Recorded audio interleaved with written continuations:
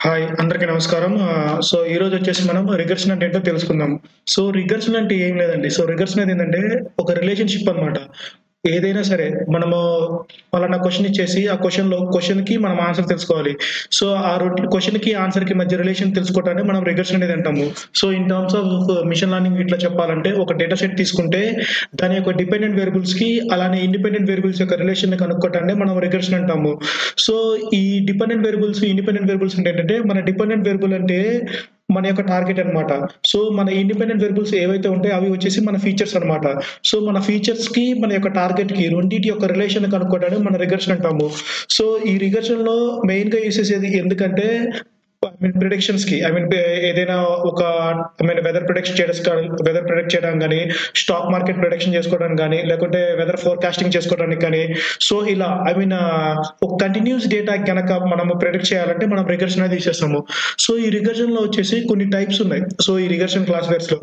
ఫస్ట్‌లో వచ్చేసి లీనియర్ రిగర్షన్, అలానే పాలినామియల్ రిగర్షన్ ఉంది, అలానే సపోర్ట్ వెక్టర్ రిగర్షన్ ఉంది, డెసిషన్ ట్రీస్ ఉంది, అలానే రాండమ్ ఫారెస్ట్ ఉంది, లాసో, రిడ్జ్ ఉంది, అలానే లాజిస్టిక్ రిగర్షన్ ఉంది.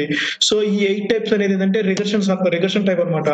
ఇందులో వచ్చేసి support vector machines, decision trees, random forest ఇవొచ్చేసి క్లాసిఫికేషన్‌కి ఉపయోగపడతాయి. అలానే రిగర్షన్‌కి ఉపయోగపడతాయి అన్నమాట.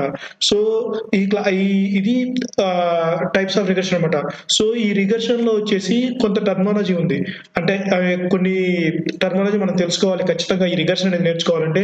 ఫస్ట్ వచ్చేసి డిపెండెంట్ వేరియబుల్స్ అన్నమాట. డిపెండెంట్ వేరియబుల్స్ అంటే డిపెండెంట్ అంటే ఒకళ్ళపైన ఆధారపడతారన్నమాట. ఏదైతే ఏదైతే మనకి కాలమ్ ఉందో ఆ కాలమ్ ఇంకో దానిపైన ఆధారపడుతుంటే దాదొచ్చేసి డిపెండెంట్ వేరియబుల్స్ అన్నమాట. మనకిచ్చిన డేటా ఫర్ ఎగ్జాంపుల్ ఒక 10 మంది పిల్లగాళ్ళున్నారు. 10 మంది పిల్లగాళ్ళు ఉన్నప్పుడు 9 మంది ఏంటంటే ఎవరికొకరు సొంతంగా చదువుకున్నారు. కానీ ఎవరైతే 10వ పిల్లగాడు ఉన్నాడో వాడు వీళ్ళందరూ చదివితే నోట్స్ ఏదైనా ఇస్తే వాడు చదువుకుంటాడన్నమాట. అలా చదువుకునే వాడిని వచ్చేసి డిపెండెంట్ వేరియబుల్ అంటారు. ఈ 9 మంది ఎవరైతే ఉంటారో వాళ్ళొచ్చేసి ఇండిపెండెంట్ వేరియబుల్స్ అవుతారు. ఇండిపెండెంట్ వేరియబుల్ అంటే దానికి ఎటువంటి సంబంధం లేకుండా తనంతటగా తనే బిల్డ్ అయ్యేదని ఇండిపెండెంట్ వేరియబుల్ అంటాము. నెక్స్ట్ వచ్చేసి ఔట్‌లయర్స్ అన్నమాట. ఈ ఔట్‌లయర్స్ అంటే ఏంటంటే ఒక డేటా తీసుకుంటే డేటా కాదు జనరల్‌గా మనుషులు తీసుకోండి. ఓ 10 మంది పిల్లగాళ్ళు ఉన్నప్పుడు ఏంటంటే ఒకడి హైట్ వచ్చేసి 4 ఫీట్, 3 ఫీట్ అట్లా ఉన్నారు. ఇంకో ఇద్దరేమో 7 ఫీట్, 8 ఫీట్ ఉన్నారు. మిగతా వాళ్ళంతా 5, 6 ఫీట్ మధ్యలో ఉన్నారన్నమాట.